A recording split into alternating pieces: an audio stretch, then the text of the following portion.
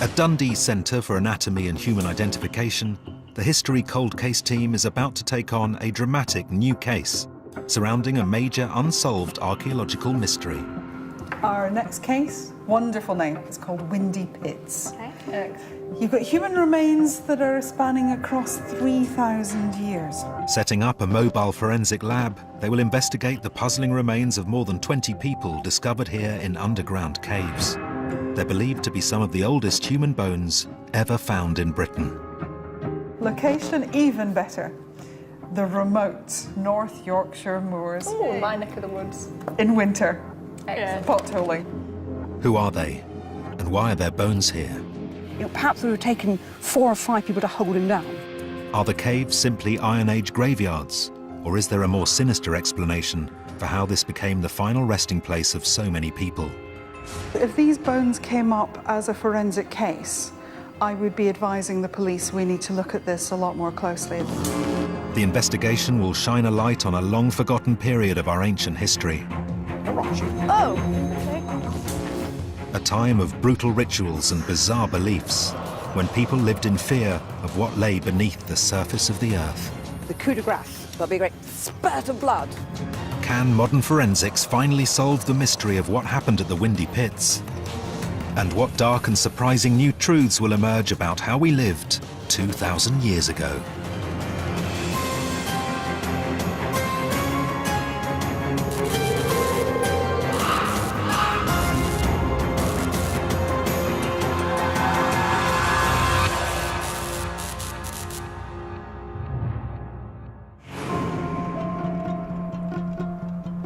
The skeletons at the centre of this investigation were excavated from an extraordinary network of limestone caves, carved deep into the landscape of the North York moors.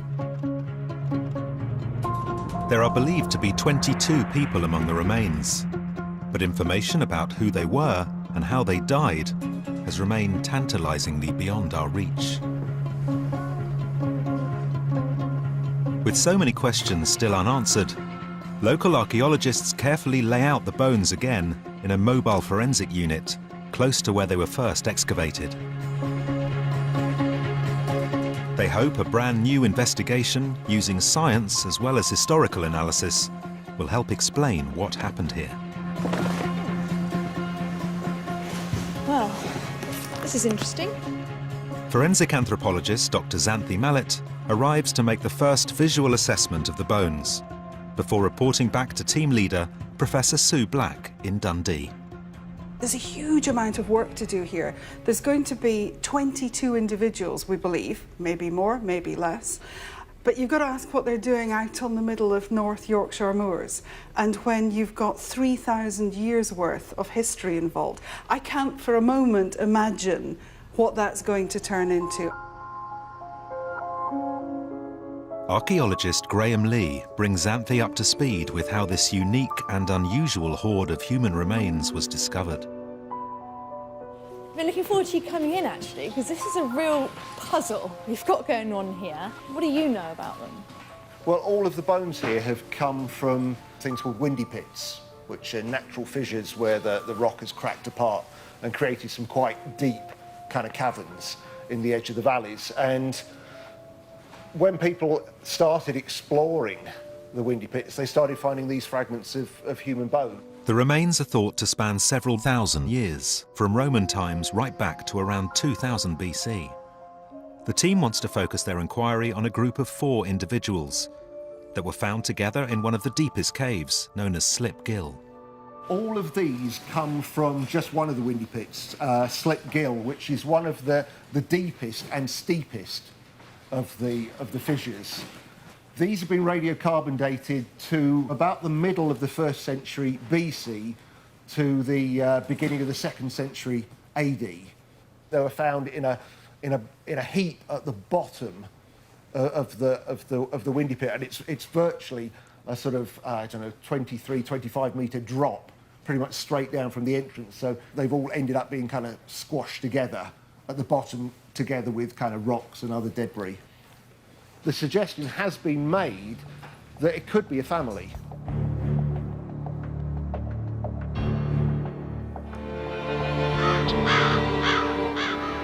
But why might a family end up dead in a cave? At the site where they were found, Xanthi sees for herself why these mysterious caves are called the Windypits. We're now above Slip Gill, which is one of the deepest Windypits. And can you see all the vegetation's moving here? Mm-hmm. And that's a result of the hot draft coming up from the mouth of the Windypit. I can see why this would have been a really kind of mysterious place. It looks spooky, doesn't it? It does, yes. Oh, you can feel the warm air from here really Straight well, away. can't you? Yeah. The human bones found in Slip Gill date from around the 1st century AD. There was a series of expeditions into these fissures, say, through the 1950s. I'm not sure that you would actually look at them and say that everyone is necessarily clad that appropriately for caving. Some hard hats. Yeah. And some ropes, that's pretty much it, and a spade. And they were the people that recovered the bits and pieces of the bodies from the bottom. Since being found in the 1950s, the bones have been the subject of much study and debate. But the job of this new investigation is to look at the evidence again with fresh eyes and without being influenced by any previous theories.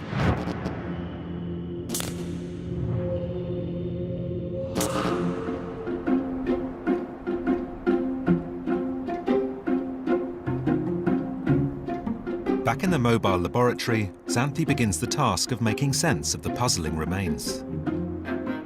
She will look for signs that could confirm age, gender, and any evidence of trauma.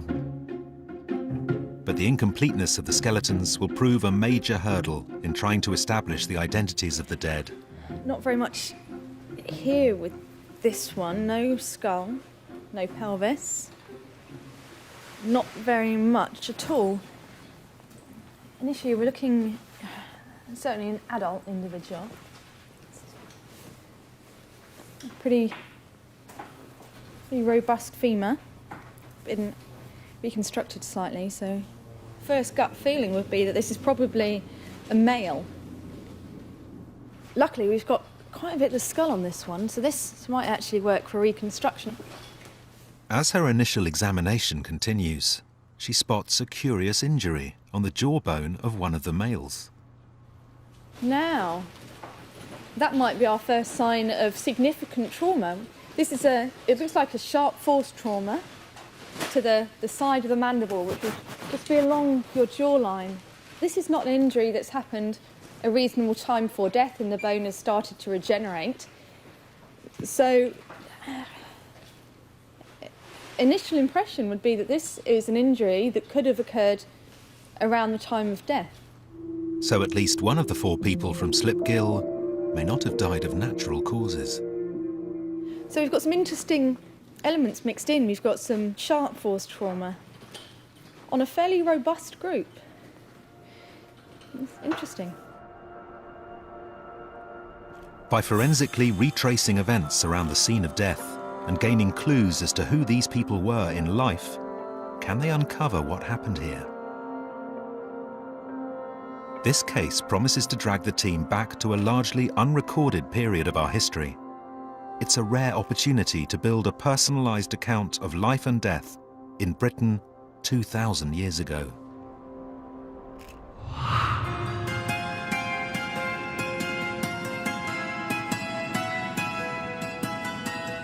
Back at headquarters in Dundee, they must first agree on the direction the investigation will take. Xanthi brings Professor Sue Black up to speed, along with Professor Caroline Wilkinson, who is in charge of facial reconstruction. One of the cave sites is literally just kind of like a hole in this bowl in the earth, and it's basically goes straight down. It's like a chimney. And so people have obviously been deposited in here, and we're not sure why. To help understand the shape and size of the Slip Gill cave where the 4 skeletons were found, Xanthi shows them a 3D reconstruction. The CGI will really help you get a kind of visual on the type of system we're talking about. Can you see that? Can you see that? So this is kind of open, desolate moorland. This is going down into the cave, so you can see the shaft. That's great. It's huge, isn't it? It's amazing. Yeah. So you can see how bodies would have tumbled down here. Once they get kind of down the channel and over that ridge, this is where they would have landed. Presumed to be the bones of a man, a woman and 2 teenagers, the obvious question is why? You've got to wonder why, why they're putting people in here. Is this ritualistic? Is this just vindictive of people just being, murdered and in essence hidden? Concealing them. Exactly, yeah. To try and get some concrete answers about who these people were, bone samples taken in the field will go forward for forensic testing. DNA is the obvious one. Obviously, are we looking for a biological relationship which ties all or any of the 4 individuals? Yeah. Carbon dating has already been carried out on the bones, placing them around the turn of the 1st century AD. So that really only leaves us with stabilised toes. Indeed. Yeah, so obviously with that, we're going to be wondering, are they local? Were they always local? But it will tell us a bit about diet as well. Exactly, Okay. yeah. And possibly quality of life, standard, that kind of thing as well. Okay.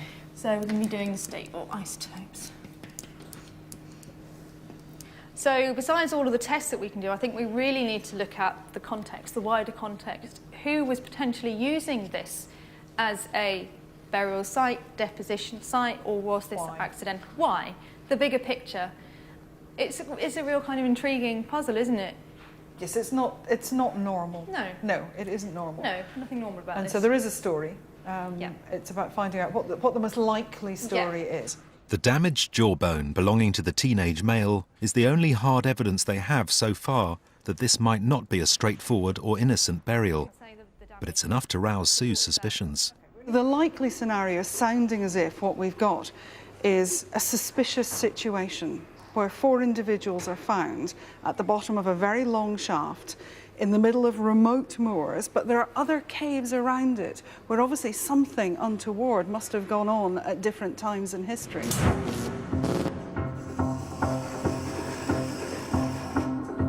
One of the first tests is DNA. This could establish if the skeletons have more than their final resting place in common. Are they a family? So do we have mum, dad and 2 adolescent children? The only way we're going to be able to find that out is if we can extract DNA, and we can match them through DNA. But the older the bones, the harder it is to get meaningful results. And science alone won't be enough to solve this case. The carbon dating places our skeletons in the early part of the Roman occupation.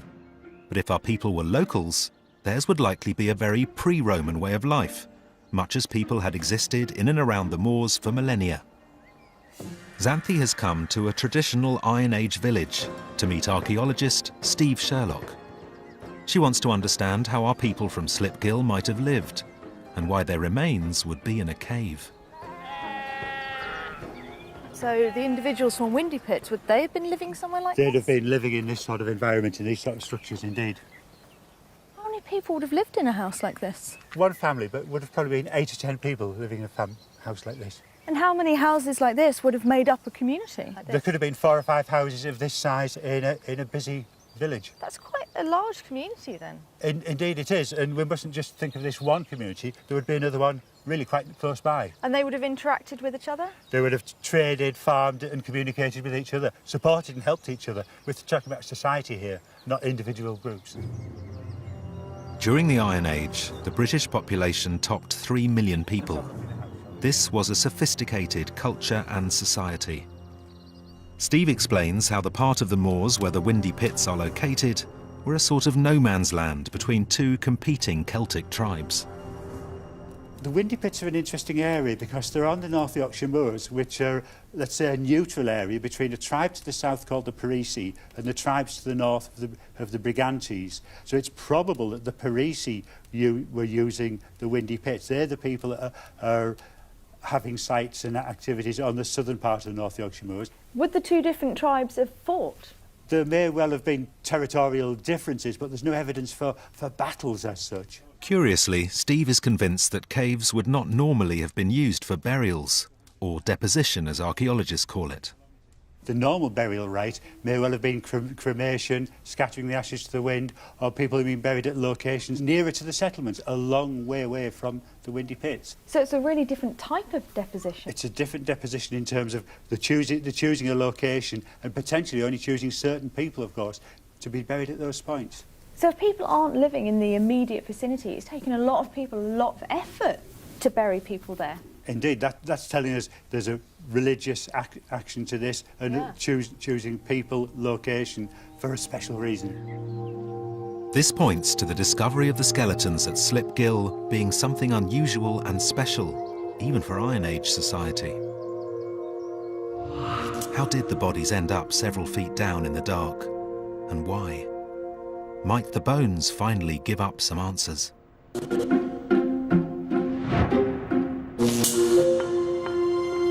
Back at Dundee HQ, the team is desperate for a new lead. They assemble to receive the results of the DNA analysis. Dr. Ian Barnes, from Royal Holloway, University of London, has the difficult task of trying to answer the question of whether the 2,000-year-old bones at Slip Gill come from people who are genetically related. We're hanging on your every word in the hope that you're going to give us something phenomenally exciting. And over to you. Yeah. That face says everything. Go Okay, on. so basically we've had a couple of goes at getting DNA from this material, and there's just nothing that is reliable, and it looks to us like there's multiple sequences laid over the top of each other. So we think it's just contamination. Okay. Okay. I don't think there's any real DNA from those individuals in the samples that you gave us. It's disappointing news. Ian thinks that the bones may have become contaminated, making it impossible to answer whether the male, female and teenagers are related. So it doesn't really help the story in any way, because potentially, A, they could still be family and linked genetically. We just can't tell.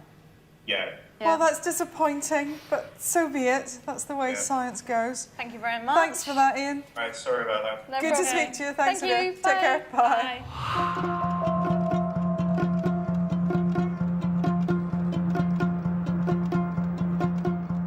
With DNA having failed to provide any leads, Sue feels it's time she examined the bones herself. To scour them for possible causes of death, she starts by looking at the injury to the jawbone of the teenage male. Her experience alerts her to how serious a blow this could have been. It's one of the most dangerous places for men who are shaving, just right there. Because if you put your finger just lightly on there, you'll feel an artery pulsing underneath, and the facial artery comes up just on there. Just perfectly where that is, may I say. So that what you have is a real nick into the bone. That's not a thin-bladed implement. We've got a large blade. So whether you're talking axe, you're talking machete, you're talking something that is a large blade. It's not like a little thin kitchen knife, because you have a wide entrance and a narrow point at which it's come to a stop before it's been pulled out. And so that when that implement has come up onto that jawline, what it's then done is it's caused fracturing to run across here and up there, and then up towards the base of this tooth. Sue believes this wasn't self-inflicted. He may have been murdered. It certainly will have caused a lot of pain and a lot of bleeding. It could have resulted in death. This has been caused by somebody else.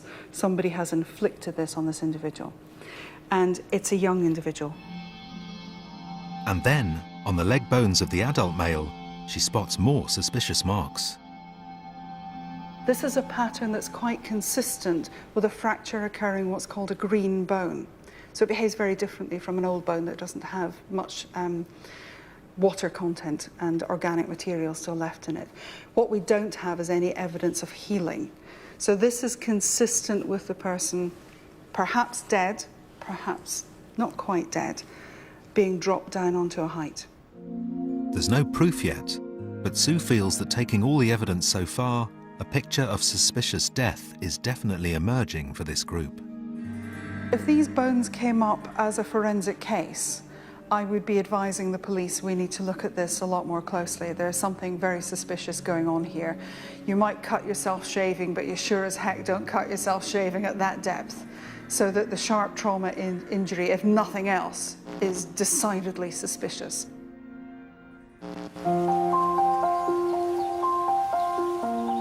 Xanthi has an agonising wait to return to Slip Gill. She's keen to test the theory that the breaks on the leg bones of the adult male could have been caused by falling into the cave. But the caves are important roosting sites for bats, and access is restricted. Finally, spring arrives, and she's able to meet up again with archaeologist Graham Lee and local caver Martin Rowe. Lovely to meet you. Is it quite dangerous in there, do you think? Have you got any idea? For anybody who didn't have the right equipment and knew how to use it, then potentially it is, because just behind me here is a 16-metre drop straight to the floor. That is deep, isn't it? Straight down? Straight down, yeah. Even an experienced caver like Martin thinks twice about entering Slip Gill. He'll carefully descend to show Xanthi the inside of the cave via a camera attached to his helmet. For the first time, she will see the real anatomy of the final resting place of the skeletons. The first few metres of Slip Gill are on a shallow incline before Martin reaches the main shaft. Just to let you know what I'm doing, I'm moving towards the top of the big drop. And you should be seeing a big dark hole in front of me. There he goes. Oh, look at that. That's like going into the abyss, isn't it? Yep. Yep, you can see there's nothing under him there. No. The cave is 16 metres deep, certainly a potentially fatal drop. A series of overhanging rocks make the final descent particularly perilous.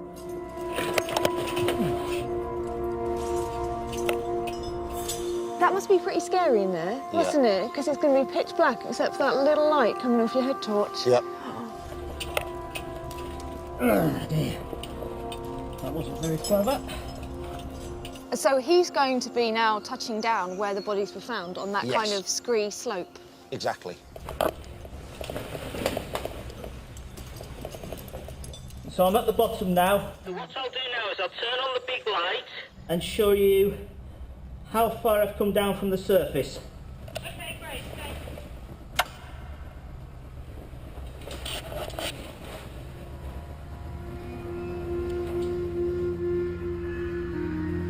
Oh, wow. Wow, look at that. It's an extraordinary place, and one that's remained unchanged for thousands of years.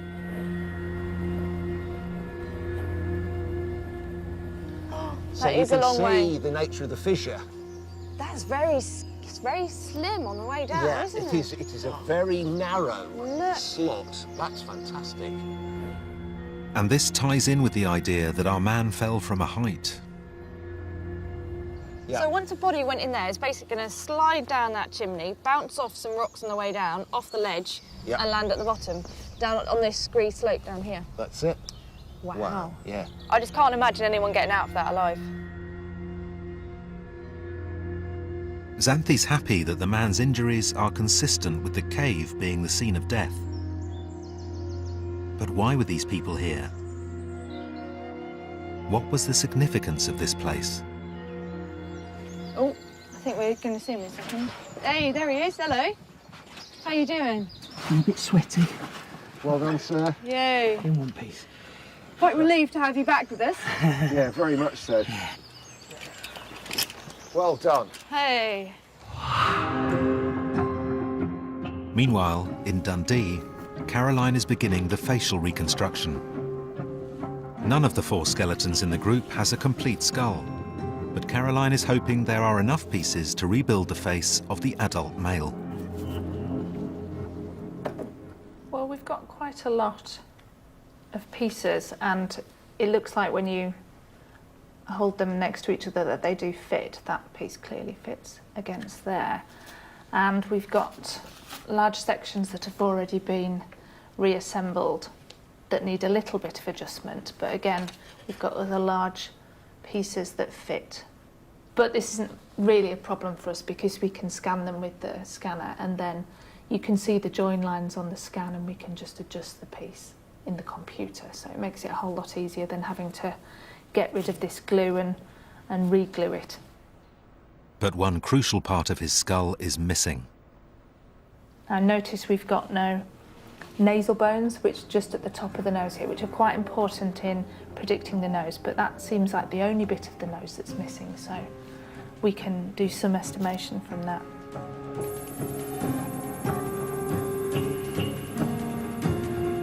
Now that Caroline has examined the 2,000-year-old skull, she will use some very 21st century technology to rebuild it.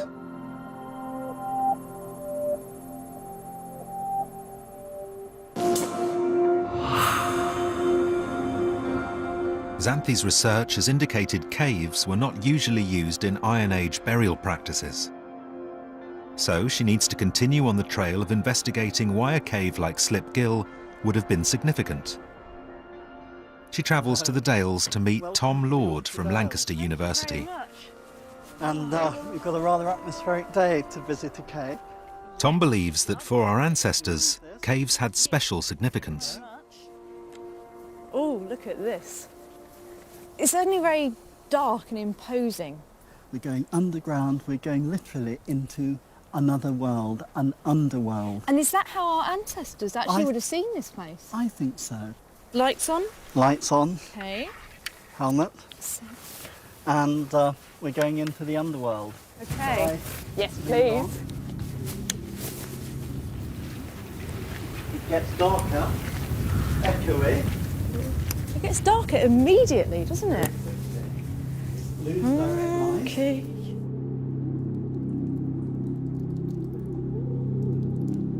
The cave is wet, it's dripping. Tom has found evidence pointing to how caves were used in the Iron Age, including human bones and artifacts.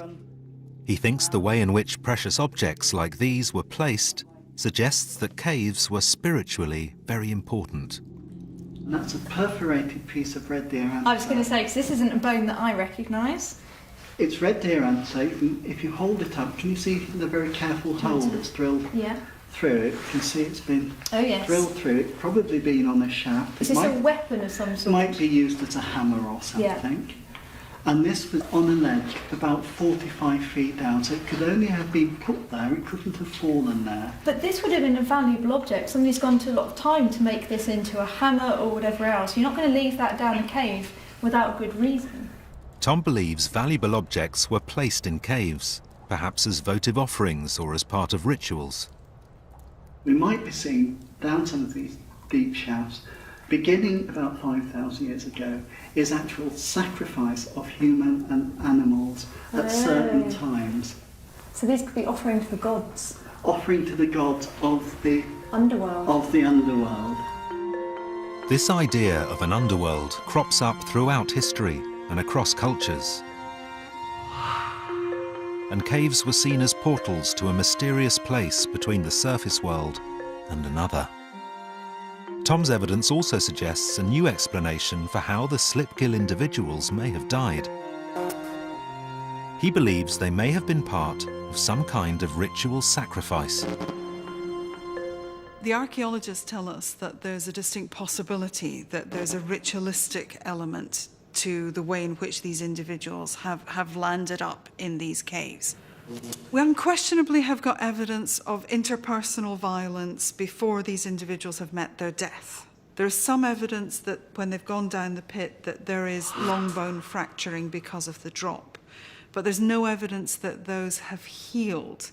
If they've been alive at the bottom of the pit, it's not for very long. But, you know, that's really just looking at the evidence from the bones. I think it's most likely that they were killed before they went down the pit. To test this new theory that the people of Slipgill were consciously sacrificed, the bones are sent to the nearby Nine Wells Hospital for CT scanning. This should reveal new information not visible to the naked eye. The evidence already points to the adult male having fractured his leg. But Sue and her colleague Dr. Roos Eismer now spot some new evidence, this time on the thigh bone belonging to the adult female. Look. On that femur, that's a beautiful butterfly-type fracture. That's the kind of fracture that is green bone. So it's bone that's gone down, that's still got all its pliability and its plasticity. and it's fractured. It produces just such a different pattern. So, like the other femur, I think that's a perimortem, around about the time of death type fracture. Isn't that interesting? They found exactly the same type of break in the male and female adult thigh bones, caused around the time of death. Where they've come down into the pit, you've effectively got... Sue doesn't think it's just a coincidence. So signing them back with any sort She of- thinks it could point to a deliberate attempt to immobilize the two adults. You know, we've got two femora now that have got perimortem trauma. Why just in one bone? Why is it just the leg that's broken? In more or less the same place. In more or less the same place, yeah. It just makes you wonder if that's part of the incapacitation of the individual. I don't know. You don't tend to run very fast if you've got a broken leg. This new evidence begs the question, what method could have been used to do this? Were there weapons available back then which could fit this pattern of trauma? And then there is also the injury on the jaw of the teenage boy. Could this tie in with those seen on the adults? It can be the same implement that causes both sharp force and blunt force trauma. Just depends which bit you hit it with. So the back of an axe causes blunt force trauma, but the front of an axe causes sharp force trauma. And we have what we think is some evidence of sharp force trauma up on the mandible. So it could be the same implement that can cause it, but just used in a different way. The breaks to the femurs on both the adults support the idea that the skeletons died at the same time, and possibly by the same method. It's a breakthrough for the team. This and the potentially fatal blow to the head on the teenage boy now leads to new questions. If we are now looking at human sacrifice, how and why did they die? Xanthi takes these latest findings to Professor Miranda Aldous-Green from Cardiff University, an expert in Iron Age rituals. She agrees that the skeletons show signs of having been ritually sacrificed. Given the fact that you seem to have repeated injuries, and given where they've been put, you know, in a cave system, that rings warning bells for me in terms of possible sacrificial activity. And the fact that it's going on over a long time suggests that, you know, this place is special, and particular people who've met deaths in a ritualistic way may have been placed there quite deliberately. Miranda believes that some uniquely preserved bodies, found not in caves but in marshland, could offer an explanation for exactly how and why the slipgill individuals met their death. We have a particular group of individuals that are called bog bodies, which are found in swamps or marshes all over northwest Europe. And a lot of them, interestingly, are quite young and show signs of traumatic injury, sometimes over time, but then would lead to their death. What types of injuries are you seeing? Well, persistently hanging, garrotting, you know, various forms of suffocation. You do get bloodletting. There are some people who've been disemboweled, throats cut and so on, but there is this very strong evidence from the European Iron Age and into the Roman period of people who, ever so often, were chosen for some reason to be sacrificed in a particularly spectacular way and thrust deep into a marsh. So you're looking at marsh bodies, but the individuals I'm looking at are from a cave. Would that be considered ritualistic? Well, I think so. I think the whole thing with bogs and caves is that they're so-called liminal places. Yeah. They're edgy places. They're on the boundaries between the material world and the world of the dead, the underworld. Bog bodies discovered the world over provide historians with ample evidence about human sacrifice. Much of the soft tissue remains, revealing crucial forensic details. They do, yes, indeed. One of the most famous is Lindow Man, who is thought to date from the same period as the Windypits skeletons. Very lovely. Oh, now that's Lindow Man, isn't it? That's Lindow Man, yes, indeed, from Cheshire. Yeah. Found in August 1984 when peat cutting was going on. And he was found in the peat. And he had been bludgeoned hard on the head twice. Right. And then he had been garroted and his throat cut. And he had various other traumas as well. He'd been kneed in the back as though somebody had forced him to kneel down. So he had all sorts of other injuries. He's beautifully preserved, isn't Yes, he? he is. And Wow. he was probably of quite high status. We can tell that because his moustache was very carefully trimmed using shears, which are an expensive piece of kit, and his fingernails showed that he'd never done any manual work. Ah, I see. And he was about 20, 25 years old, so he would have been in prime condition. Who knows who he was? He could have been a hostage, he could have been some kind of criminal, but more likely he was chosen to be a sacrifice, I suspect, at a time of great crisis. Having studied the evidence in detail, Miranda has come up with a scenario of what happened during an Iron Age human sacrifice, and it all centres on the idea of overkill. If you're going to sacrifice me, what are you going to do? Well, I might drug you. I might give you some herbs or some psychotropic substance, perhaps to make you a little bit more acquiescent, because you might struggle otherwise. Compliant. And then I will then turn you round away from me. Right. Give you 2 hard blows on the skull, and that will crack the skull, by which time you are stunned, perhaps barely conscious, hovering on the edge of consciousness and beginning to sort of weave around. And don't forget, this is theatre. Yeah. You have lots of people watching. We're putting on a show. So it's really important. So the next thing I'm going to do is to garrote you. Oh, okay. I'm going to twist that. Okay. I'm going to leave that in place, so you are now on the verge of death, but not quite dead. Okay, hold that thought. And then the coup de grace. I will slit your throat, and because of the garrote, there'll be a great spurt of blood and a great cheer from all the community, and the sacrifice will be complete. Yeah, now I'm dead for sure. Indeed. Why so many ways of doing it, though? I mean, you've drugged me, you've strangled me, now you're slitting my throat.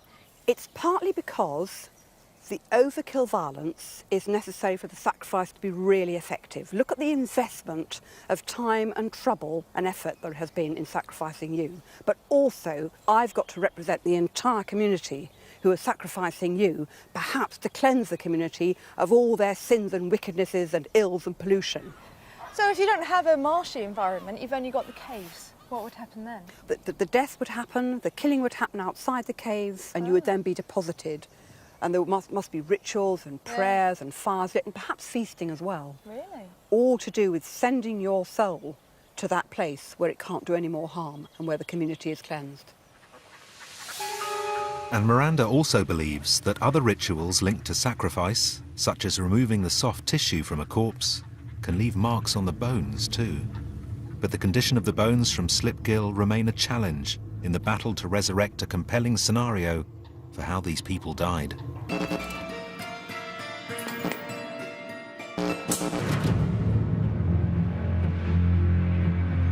Caroline's colleague, Dr. Chris Ryan, has the task of reassembling the head of the adult male before he can start work on his face. Here we've got all the fragments reassembled into approximately the shape of a skull. And as you can see, there's quite a large chunk of the right-hand side of the cranium missing, and some of the facial skeleton.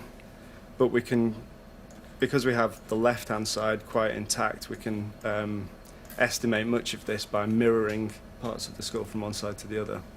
The green is just estimation of all the missing parts.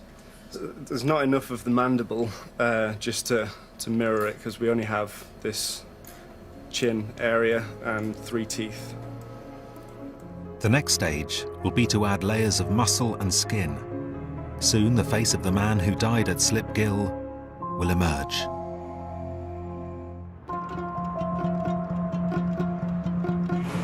So, if our people at Slipgill were sacrificed, were they members of the local community or were they outsiders? The team hopes the stable isotope analysis of the bones could shed some light on this. If chemical signatures from the teeth and bones are consistent with those found around the Yorkshire moors, then it will indicate the skeletons were born and then lived in the local area. This could support Miranda's idea of community sacrifice. Sue assembles the team for the results. What they basically showed was very good quality sample, typical grain-based diet, almost no marine. Okay. So that's quite interesting. What it also showed was that they were local to the area. Now, the particular band that they fall closest to is actually very localised to where they were found. It makes it more likely to be ritual than just vindictive. Yeah, I suppose it does. Our Slipgill people were locals, and there was possible violence around the time of their death. But if they were human sacrifices, did they offer themselves up willingly, or were they executed?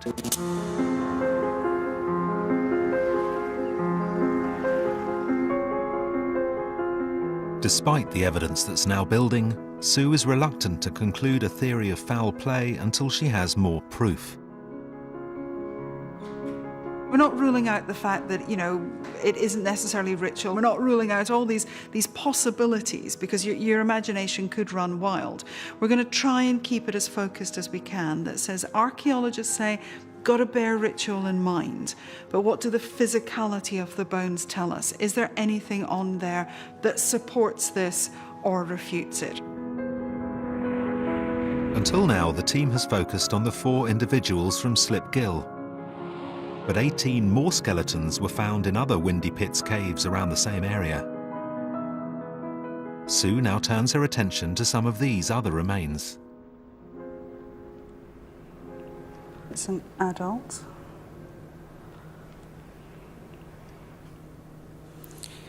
And a lot of fracturing, so a lot of the joints have actually, where the sutures have sprung. And you can see that fracture again dissipating out into that suture. But a lot of comminuted fracturing going on here, so that the blow is to that point there. So it's coming in round about here. So again, I think we've got evidence in at least the 3 of these of some form of blunt force trauma. This is a male, an adult male. This damage to these other skulls from a neighbouring cave could mean that the other Windypits were used for rituals and sacrifices. And as Sue starts to look at the remains of a skeleton from yet another cave, she notices some even more worrying marks on one of the shin bones. This is a bit of tibia, this is a bit of the shin bone. It's got a bit of damage at the top and at the bottom. And there's 3, or looks like 3, parallel lines. Well, those are not natural. They're not rodent activity either. Those look like they could well be knife marks, or at least a sharp blade. These are parallel cut marks. These are a repeat of the same action in the same place. I used to work in a butcher shop before I started my academic career. And I can remember having to take pieces of meat off cow bones and such things. And these are the kind of marks that you leave behind as you're paring away the muscle to take it away from the bone. That may well be. Now, it tends to make you want to go too far, because what you end up doing is you want to go down the sensationalist route. And the last thing that forensic wants to do is go down a sensationalist route. But it looks like muscle's been removed. Why do you remove muscle from a human bone? I don't know. I think we could all surmise. If these are indeed blade marks, the investigation looks set to take an even more sinister direction. The word that everybody wants to say is the one that we're not going to say, which is cannibalism, because there's no evidence of that. All you have is evidence of cut marks. We don't know what that meat was being used for. But nevertheless, it's a chilling turn in the story. Xanthi wants to establish what cutting marks on bone could mean, and travels to Oxford University to meet Dr. Rick Schulting, an expert in prehistoric archaeology. If I saw these kind of marks on an animal bone, I would think butchery. But this is a human bone, so why are we getting these marks on a human leg bone? It's unlikely that they were eating the flesh of this person like you would with an animal, because we have very questionable evidence for cannibalism at this time in Britain. If this was in the Neolithic, we might think of trying to deflesh the bones to make them clean as a part of joining the ancestors. But how does removing the soft tissue from the bones help people go to their ancestors more quickly? Some people in different times, parts of the world, believe that death is a process and it's not complete until the putrefaction of the body is completed and you're left with the clean bones. And at that point, the soul, if we want to speak of it as that, ascends to the ancestors. And sometimes there's an interest in hastening that process by disarticulation and defleshing. According to Rick, the practice of removing flesh is unlikely to be a sign of cannibalism, but was a way of allowing the dead to cross over to the next world. But there were also more sinister explanations. We have to be open to various possibilities. Some of them might deal with negative side of things, the dark side, if you will. And there is some evidence for slightly strange and odd things going on with human remains in the Iron Age in different parts of Britain that sometimes involve taking the body apart and moving bits of it around. Usually the skull especially seems to receive special treatment. So the cutting marks could fit in with the idea of ritual dismemberment after death. But how would the marks have been caused? To find out, Xanthi and Rick head to a local butcher's. How old is this? My femur is just about 3. Let me just take off the last little bits. Now, actually, you can see I've left some marks, actually, look, all along that edge. You can see all of my butchery marks going on there. Would I use a tool like this to get rid of the rest of this soft tissue, which I've kind of left behind? Possibly, but the other possibility is that a stone tool might have been used, which we know people were still making and using in the Iron Age. So kind of scraping it. That would save my knife, I guess. Yeah. I do have something with me here that we could have a go with, if you like. Save your lovely sharp blade. Okay, it's not necessarily the sharpest or most appropriate, but it does have one nice edge here, and you'll get a sense of what it's like to use that. Right. So I'm just going to hold this nice and steady, I guess, and then just scrape the soft tissue off. You need to actually get a good hold of it, don't you? There we go. That was actually pretty efficient, isn't it? I'm quite impressed, actually. It's much sharper than I expected it to be.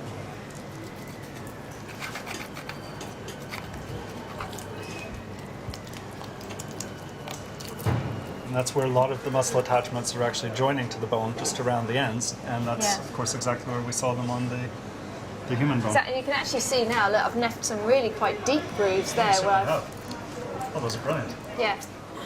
Xanthi has produced exactly the same marks on the pig bone that she found on the human leg bone. And Rick wants to demonstrate one very specialised type of defleshing, removing the skin from a person's scalp. All the way up, yeah. All the way up. But why would you do that to a human head? Well, the head is very important in many societies, and we have a very good case for it being important in Iron Age Britain and Iron Age Europe in general. Are there any examples from the UK where the soft tissue has been moved from the head? There's a few cases. There's one from a Romano-British context at St Albans, where they seem to have had a defleshed head placed quite near a temple complex, actually, which maybe starts to speak again of why you're doing this. The idea of trophy heads, or possibly as a punishment. We have another case up in the far north of Scotland on the Murray Firth, where again we have a child in this case. It looks like the skull has been cleaned back, so they're interested in this, having this white, clean bone to display, presumably. So it's really rare then? It is. There aren't that many cases. So again, it's not a normal practice, so it's a very special person or somebody that's done something terribly wrong or being made an example of, perhaps. Xanthi has discovered that defleshing the dead was practiced in Iron Age Britain. Sometimes it was associated with funerary ritual, but maybe it served another purpose. Human skeletal remains recovered from Windypits show that some individuals most likely met a violent end, possibly as part of a ritual sacrifice. We know that at least one person had their flesh cut from the bone, before ending up in a cave waiting to be discovered thousands of years later. Until now, all the people whose bones were found in the caves on the moors have remained anonymous. But finally, the face of one of them is taking shape. The adult male from Slip Gill. Well, our biggest problem with this skull was that it was in multiple fragments and we didn't have very much of the mandible. So Chris has done a fantastic job at reconstructing the mandible from just a bit of chin, which is remarkable. And managing to get the whole of the cranium together in lots of pieces is also quite a difficult job. And then from that, it's the same process as it would be for any reconstruction. We're just building the muscles and putting the skin on. But so the biggest challenge really was the state of the skull. Well, let's have a look at the skin then. And he's turning into an interesting-looking individual. Wow, that's not what I was expecting to see at all. He actually looks quite masculine, really. And I wasn't expecting him to look that masculine. Because the top of his head is quite gracile, really, isn't it? And then he's got this big heavy jaw at the bottom. And really small ears. Why really small ears? Small ears, small nose, height-wise. I quite like him. Good. We've got a pretty reasonable face out of really quite badly conditioned skull. The completion of the facial reconstruction marks the end of the investigation. The team will now report their findings to the local community.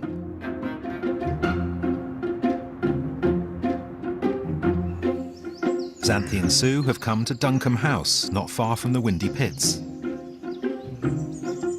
They're here to return the skeletal remains to the local archaeologists and to present the case results. Although they've made great strides, Sue is concerned that they don't have enough evidence on the bones to confirm that the man of Slipgill was sacrificed. Xanthi's gone away and done a lot of historical research with a lot of people who know a lot about this area. So we've gone back to the Slipgill skeletons. We've had a look through them again, just to be sure, just to be certain. Sue looks at the Slipgill remains one last time. So, do you have a minute? And she notices something on the skull of the adult male that they missed before. What have you found? I don't know, but this is left parietal. Okay, so that's sitting there. Can you see there's one line cut mark along there? It's quite deep. There's another one below it. Yep. And there's another one below that. Sue has found several parallel cutting lines around the top of the skull. You've got a cut mark that is, if I turn you around a bit, you've got cut marks that are coming here, and then you've got some that are back there. It looks like Sue has detected signs of scalping on the adult male. As Xanthi discovered, this practice of removing hair and skin from the top of the head did happen in Iron Age Britain and may have been part of ritualised killings.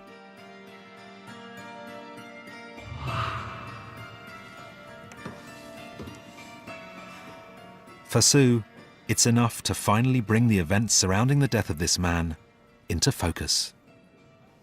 I am not a great supporter of defleshing and sacrifice and ritual, all sorts of things, as anyone will tell you that knows me. But sometimes when you're faced with information and you go through all the possible outcomes, sometimes there's only one left.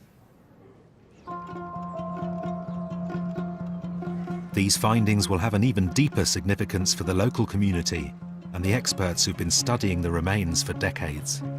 We've actually waited a long time to get some more information about the remains from the Windypits, so this is very important.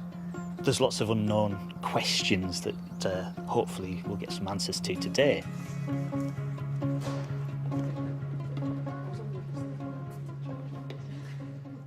Sue and Xanthi explained the twists and turns in the case that led to the conclusion that this was not a natural burial. Did they go up there knowing what was going to happen to them?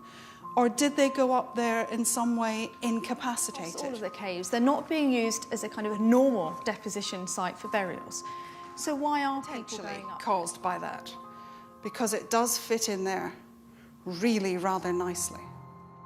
Then the moment comes for Sue to announce her last-minute discovery. It takes an incredible amount of persuasion for me to want to talk about sacrificing people to gods and placing them down portals so they don't come back. It just makes me uncomfortable. But then this morning we had a look a little bit closer at some of the areas as we were laying out the skeletons, and we came across something that we hadn't noticed before, and it was all to do with this man. On this man, and on his head only, we have evidence of defleshing. So we have scratch marks, we have parallel scratch marks that are of a similar width in various parts across his skull. They're very, very delicate, but they are there.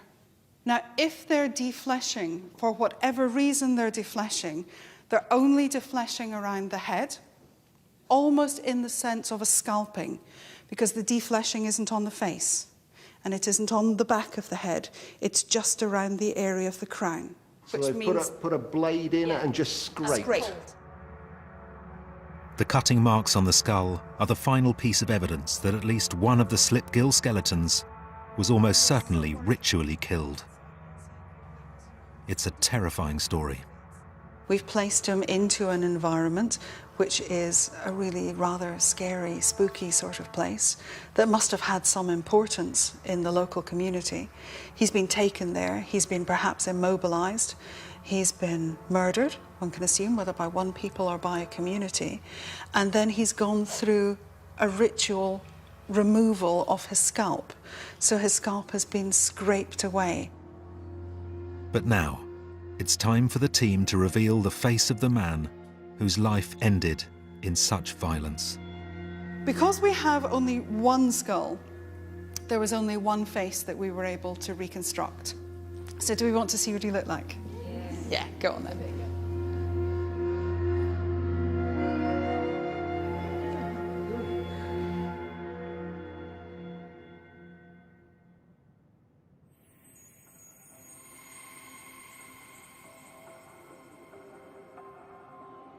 He's got quite a rugged face, hasn't he? He certainly looks like he was a pretty robust individual, doesn't he? He's, you know. I quite like him. Slight asymmetries in the orbits. Quite high, defined cheekbones. If you were walking around Helmsley today and saw someone looking like that, I mean, you wouldn't look twice, would you?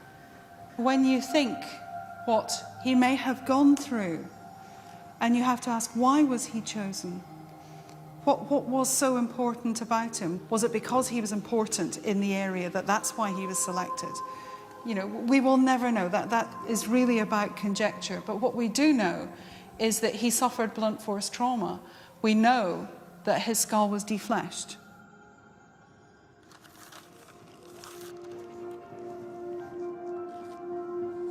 Following the story through and hearing more about it today, it's been absolutely fascinating. It's really filled in a lot of the picture.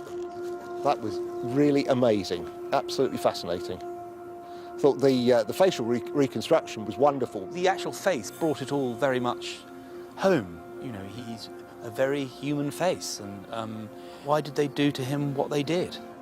And the possibility remains that the other skeletons found with this man also met the same tragic end.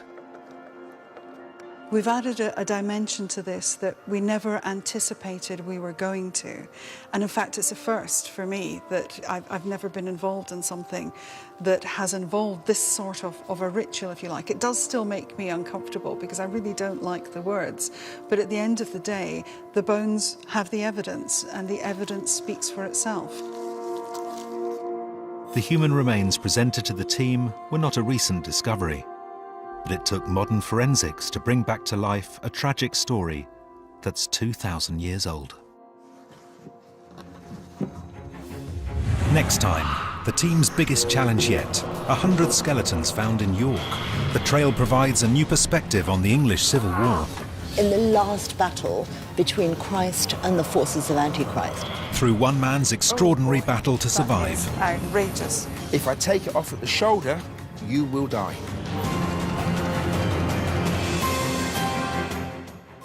You can see the next cold case unravelled next Thursday night here on BBC HD.